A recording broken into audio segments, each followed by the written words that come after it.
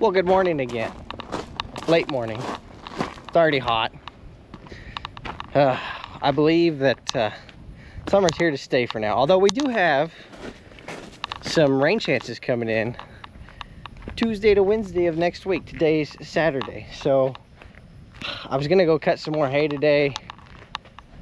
I went and cut a friend of ours from church. I cut some of their hay yesterday evening, and she's got some more.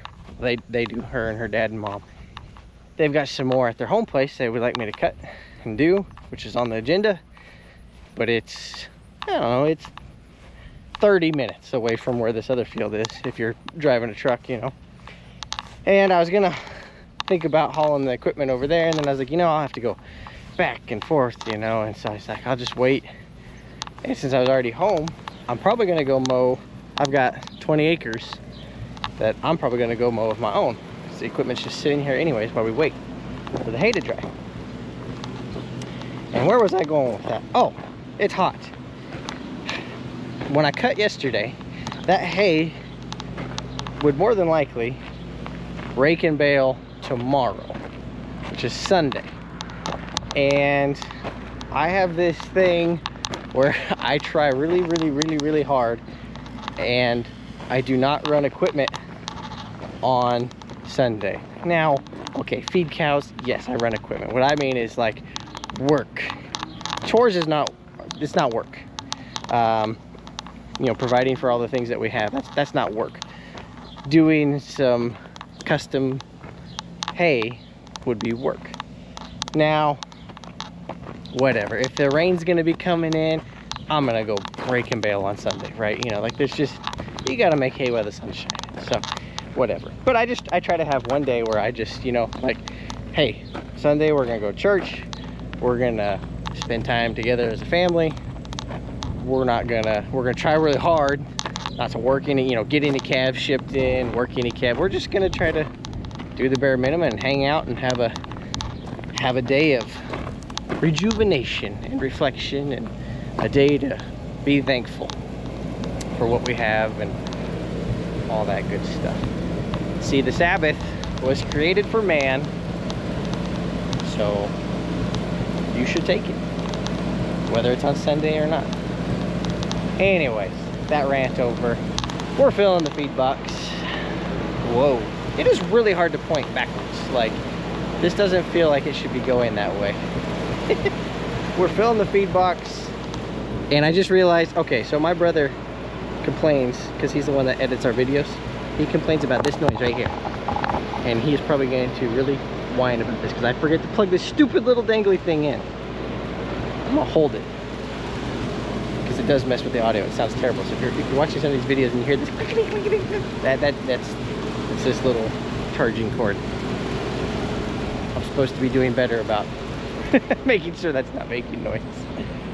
So we're filling the feed box. What else have we done this morning? We fed one group of calves over here already.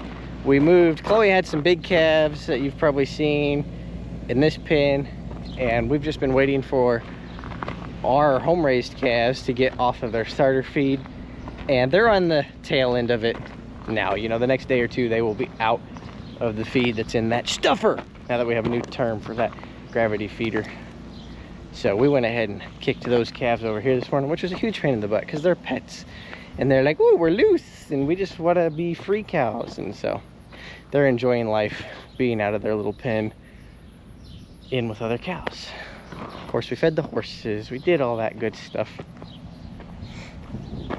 Like I said, I'm going to mow some of our hay today, which will be nice. I guess the topic that I was really going to discuss today was, when do you know that it is time to buy or upgrade a piece of equipment? What do I mean by that? Well, we bought a Deutz tractor last year, and the reason we bought that tractor was because our old John Deere 2940 was in the shop getting worked on, and they didn't really know, we were waiting on parts, didn't really know when it was going to get done, and we couldn't be without a tractor, so we bought a tractor. So that was a pretty clear indication of, hey, it's time to buy a new tractor. What I'm talking about is stuff like balers, mowers, brush hogs, you know, your other stuff. Like, at what point do you know, like, hey, I am having to, anytime I hook this thing up, I'm having to work on it. I'm having to go to the parts store and buy parts for it. It is just time to cut my losses. I'm already spending, because I'm keeping track of my records, I'm already spending $500–600 a month on this thing.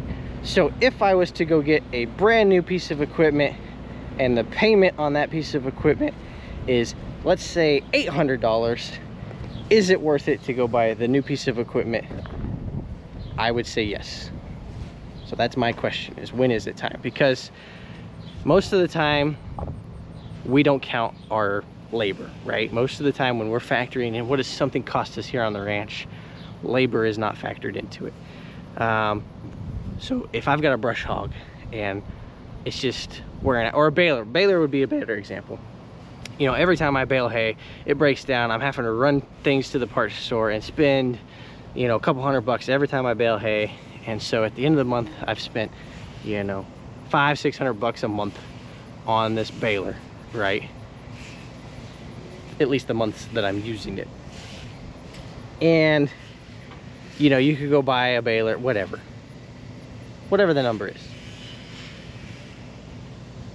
Your time is worth something. So if the payment on the new piece of equipment is a little bit more than what you're spending on parts, it's probably going to be worth it because of breakdowns. So the new tractor, for example, anytime there's an issue, since it's under warranty, I pick up the phone, I say, hey, here's the issue. And we've had two minor issues with it. And service guys were out immediately, got it fixed, done. While they were fixing it, did I have to be there? No. Did I have to fix it? No. Did I have to pay for the parts? No. So I was back up and running, and away we went. Same thing with the new baler. I haven't really had any issues with it yet, but I haven't used it much. The only issue we had is those bales that we baled were a little light. You know, we were hoping for a little heavier than that. So there again, I called them up. They said, that's all they weighed? I said, yep. They said, oh, we're gonna get that taken care of. You know, we're gonna, now that it's broke in, we're gonna get it adjusted. And so Monday, hopefully, I'm planning on baling hay. And one of the techs is gonna come out and ride with me. And we're gonna adjust the baler as we go. We're gonna do some adjusting, run a bale or two through it, make sure we're where we need to be. If we need to adjust it some more, we will, so on and so forth. And that's nice. Like I said, it does cost money, but don't ever forget that time is your most valuable resource. You don't get any more of that. You can make more money, you can't make more time.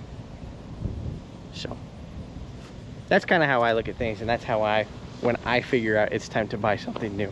Now, Faith does not always like that thinking of mine, because as she pointed out this morning, she's like, you usually call me when you're writing the check and say, hey, here's what we're doing. And I have tried to become better about that and be like, hey, let's discuss this. And I feel like we do discuss things. I think she was being a little sarcastic this morning, but maybe not. But anyways, let's go check on Joshua. Let's see what he's doing over here. What are you doing over here, Joshua? Huh?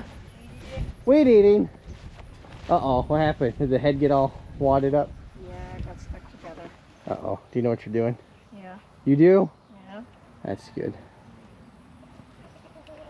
You're just trying to make it easier to get in here, and that ragweed's terrible, isn't it? Mm-hmm. Some of it's too thick to cut down. Yeah, you're gonna have to get like a shovel in here, kind of chop it with a shovel. You remember those old, we used to call them weed whackers, those old, you've never seen a weed whacker, have you? No, it's this metal deal, and it looks like a sickle fork or a sickle knife on each side, and it's like a 1.5 feet long, and it's on a wooden handle like a shovel, and you swing it back and forth, and that's how you cut weeds. And that's how I used to weed eat, was with a weed whacker. Wait, you have one? Maybe. It might be a metal handle, but a metal handle? You're not talking about that big long knife thing, are you? I am. Oh no, this is a, it's like a triangle shape, and it looks like a sickle knife, and it's got like serrated edges on both sides. Oh. Yeah, they work really good for thicker stuff. But I used to have to go weed whack thistles, like Oh. This thick kind Yeah, that kind of stuff. Those cockleburs. We need to spray those cockleburs. Yeah. You need to, well, me and Mom should do it. We need to spray all these along this gate too and rehang this gate. Yep. Well, that's what he's doing. He's working on getting his chicken pen cleaned up a little bit. There's always something going on. And oh, that's another thing. Since the tractor's here, I am going to get the barn scraped, which will be nice because it's, with all that rain that we got, it is quite built up. And as hot as it's been, they've been hanging out in the barn a lot. I don't know how to figure out what that barn makes. Like, okay, maybe I need to explain what I mean by that. Cattle, when it's hot, want to go to shade, right? So if you got cattle out on pasture, they will go hide under a shade tree, right? And they're not eating because they're just standing under the, or they're going to stand in the pond, which is why we're going to fence out some ponds. But with this, they go and stand in here, and this is all open right now. So the airflow in there is phenomenal, especially where it sits kind of up on this hill. It is, like where I'm standing right now, it's hot. I'm sweating, it not profusely, but I am hot. But you go in that barn and there's always a little bit of a breeze blowing through there. It's cool in that barn. So those cattle will go and they stand in that barn. They eat because there's food in there. So it would be easy to figure out what that barn makes. You would have to have a control group out in a pasture, same kind of cattle where they have access to the barn, and then compare the weight gain from those two groups. That would be how you would do it. I'm not going to do that.